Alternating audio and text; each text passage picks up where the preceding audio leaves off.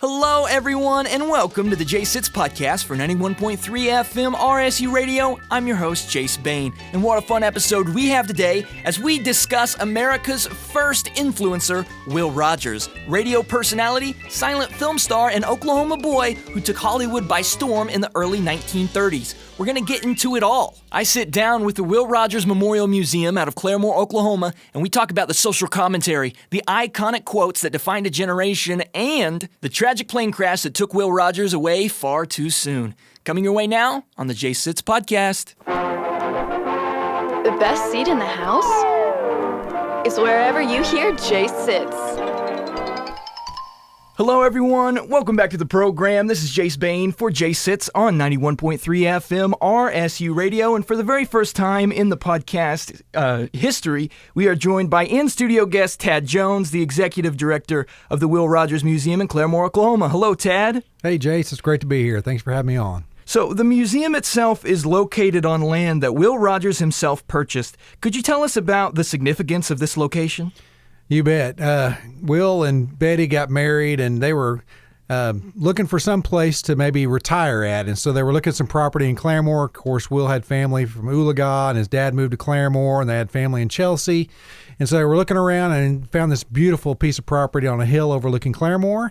And in 1911, they bought that property in order to retire there. And, of course, he passed away before they had a chance to retire. And when they were looking for locations all across the country to where to honor Will, Betty said, we're going to take this property right here, give it to the state of Oklahoma, and that's where the memorial was built. Well, Will Rogers was often called America's cowboy philosopher. For those unfamiliar, how would you encapsulate who he was and why his legacy continues to resonate? Well, he quite frankly was the biggest star in the world in the first half of the 20th century. And I would argue the most popular person in American history. You have a lot of popular presidents, but usually half the country didn't like him for political parties or whatever. But Will Rogers was beloved by everyone, and everyone knew who he was. And for today's generation to kind of think of your biggest movie star, your biggest podcaster, your biggest YouTuber, your biggest TikToker, all in one person, that would be Will Rogers. I mean, he was in everything. He was the number one movie star. He was the number one radio personality. He was the number one most read person in the newspaper. He was the number one most sought after public speaker, and he was a great humanitarian. And so as far as his legacy goes today, I mean, we look at him as just a great role model person. I mean, our country and the world, they have a hard time sometimes conversing without getting angry. Well, he was the kind of person that could bring people together, talk about the issues of the day, and still show respect towards everybody. So we kind of look at him as a great role model. How did Will Rogers use those platforms, such as vaudeville, film, radio, to connect with the American public? How did he become a personality? Well, it really probably started out with just his rope tricking and then just making jokes about politicians and people of the day. And people saw that he was a person that wasn't mean-spirited. He just wanted to make a joke and make a gag and never meant to hurt anybody. And so when he joked with the President of the United States in the audience and the President laughed, that had never been really done before in history in a nice way. And then he started to do that and then talk about the politics of the day. And the reason why so many people liked him in all these different venues is because he did it with respect. He didn't do it out of meanness. He wasn't trying to rile everybody up. He just wanted to have people have a smile on their face, but also to think about the issues too when he talked about it. So he'd built over time tremendous respect from people. Then he started writing a daily column people read about. He did a radio program that was heard all over the country. And then, of course, when he got in the movies as well, people saw him even more. But he just built a lot of credibility over time, showing respect towards other people, and then in turn, people respected him back. Well, the museum houses the world's largest collection of Will Rogers memorabilia. What are some of the standout items that visitors can expect to see? Well, when the memorial was first built, there wasn't much going in there. There really wasn't a plan. They just wanted to honor Will Rogers. So there was a statue. And if you think of like going to the Lincoln Memorial in D.C. or anything like that, the museum was open to the public and was free.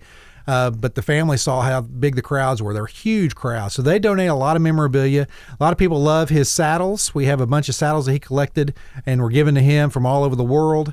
Another thing are these dioramas. a guy named Joe Mora made all these dioramas that are just beautiful, depicting the life of Will Rogers and the incredible detail with those. And but some of the most interesting is things from the crash. And when he died, him and Wiley Post in August 15, 1935, we have a number of pieces from the crash, including the typewriter that he typed on every single day is there in the museum. So those items are pretty interesting to look at. Once again, to put it in perspective for those perhaps not familiar with Will Rogers, in 1935, he was the top male box office star in all of Hollywood. His transition from silent film to talkies was notably successful. What do you think contributed to this seamless shift, especially when so many people, such as Charlie Chaplin, struggled with it? Will Rogers was known for talking, and so he didn't do very good in the silent movies. He made 50 of them, and he did okay, but he just was not. That was not his venue. His venue was talking. He was known for talking, and what was really made him unique in, I think, America is that he was a cowboy Indian. And, that was very unique, and people from the East and West Coast thought that was unique, and he had that, that little drawl about him and that kind of homespun humor. And so when he got to talking on the big screen, then people watched him and listened to him, and a lot of they'd say the common man, I guess, really appreciated him and his humor. So he was known for talking, and after the silence movies kind of passed and the talkies showed up, Will Rogers was right there and became the biggest star in movies. One of his famous quotes all around Claremore is, quote, "I never met a man I didn't like." How does this philosophy reflect in Will Rogers' work and interactions? Well, I think it's his most important quote. It's on his statue. And he really meant that. And it actually came when he was talking. He went to Russia to, they had the Russian Revolution, and there was Leon Trotsky, and everybody's heard of Stalin and Lenin and those guys. Well, he wanted to meet Trotsky, and he just made kind of the joke that, I'd like to meet him and see what he's like because I've never met a man I didn't like. And then he appreciated that and thought more about it, and he used it all the time then. That was something he truly.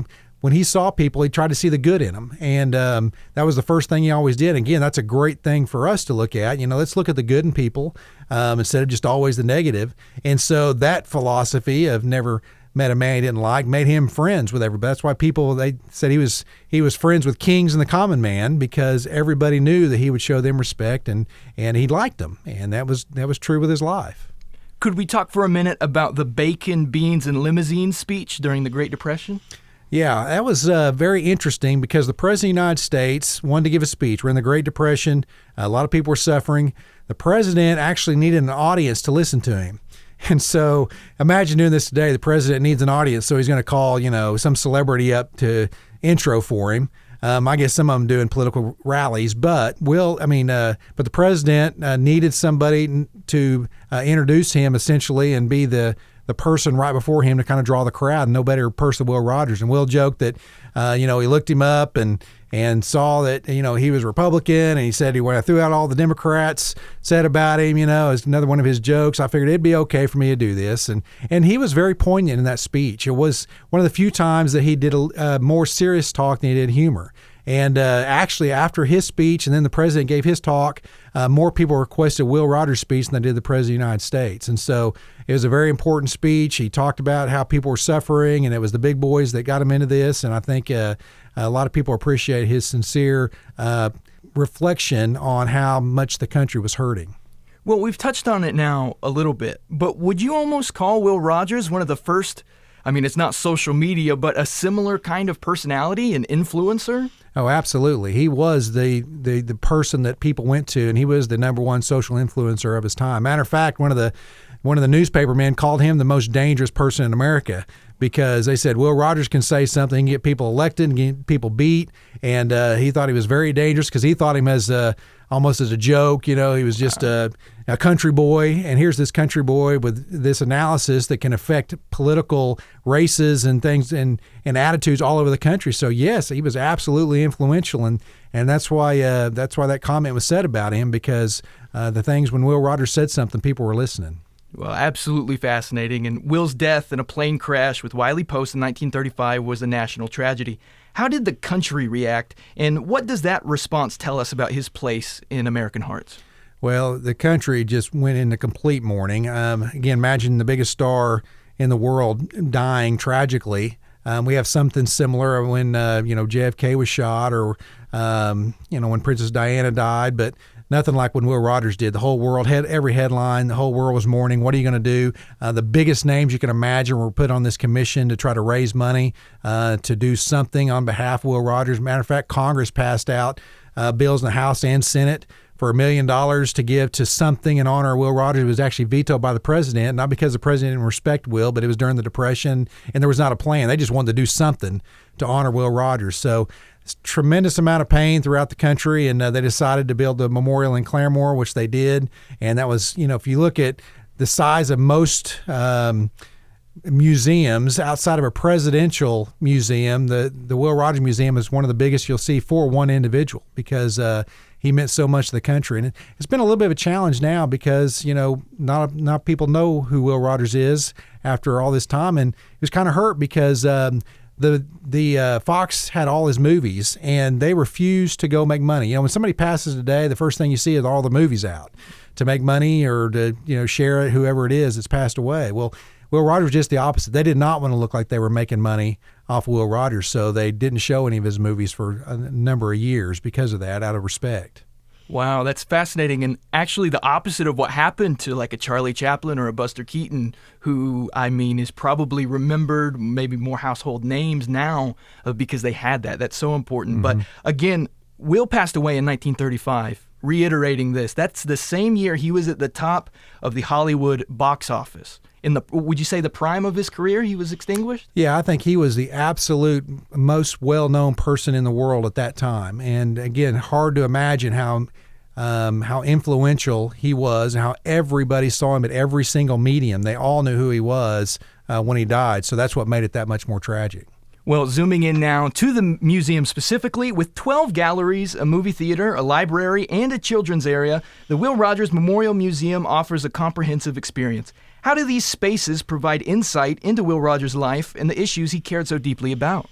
Well, again, it was built kind of as a memorial, just to come pay tribute. And over time, there were more artwork and different things. We're in the family donated a lot of things to Will, but we're actually in the process of a major renovation there that's going to transform all the galleries. We want to bring Will Rogers to life to people. We're going to be doing that through a number of ways so you can really dig into his life. And one of the most unique ways I think is going to bring back Will is AI. We've been working on that for some time, and it is amazing. You're going to be able to have a conversation with Will. We're uploading books into him. We're getting the personality, and we're going to actually almost feel like he's going to bring him back to life for the Q&A. It's going to be an incredible renovation. We're going to have a 3-story building that we're going to have, and then all the exhibits are going to be updated. How cool. Yeah, to introduce him to a new generation. Is that a AI model you're talking about that can actually answer stuff? That's amazing. It'll answer questions, chat with you, and it won't be long probably before they have facial recognition, and they'll go, "Hey, Jace, how you doing?" as you walk in. Cool. So that's kind of creepy to think about, but again, bringing Will Rogers back and be able to ask him any questions and get his responses is going to be fascinating. Oh, yeah, and the museum offers many programs like the Wild West Kids Camp and Lil Buckaroos. How do these initiatives engage younger audiences with the legacy of Will Rogers? Well, we wanted to get the community back engaged with the museum, and so we did a lot of family events. And the one major thing we do with all these is Will Rogers character traits. So in the new renovation and what we're doing right now with our education is showing people Will Rogers character traits like his work ethic, his integrity, his desire to learn. He read everything he could get his hands on, his enthusiasm for life, his humor and laughter. And so we have these 10 character traits that we talk about, and we want people to look at their lives and say, it'd be great to be like Will Rogers. Pick a character trait that we can all improve on, because again, Will Rogers is a person that brought people together, and I think that's something that we need in our country and our world. Well, thank you so much for being here today. Wrapping up now, for those inspired to learn more or visit, how can they engage with the museum either on person or online? Yeah, online it's willrogers.com, so that's pretty easy. Will Rogers, and it's ROGERS, not to be confused with Roy Rogers with a D. That happens a lot. But willrogers.com, and we're going to have a new website launching the 1st of July, which is going to be great with more information. And then you can come to the museum anytime here in Claremore. It's a beautiful museum, a great place to learn about Will Rogers and sharing him with others. So it's an exciting time for us. The renovation should be done in just a couple of years, and you'll be able to really see a lot of new things at the Will Rogers Memorial. All those links are down below. Tad, thank you so much for being with us today. My final question for you, and it's a big one. what lessons from Will's life and philosophy can we continue to apply to current times, especially regarding unity and understanding?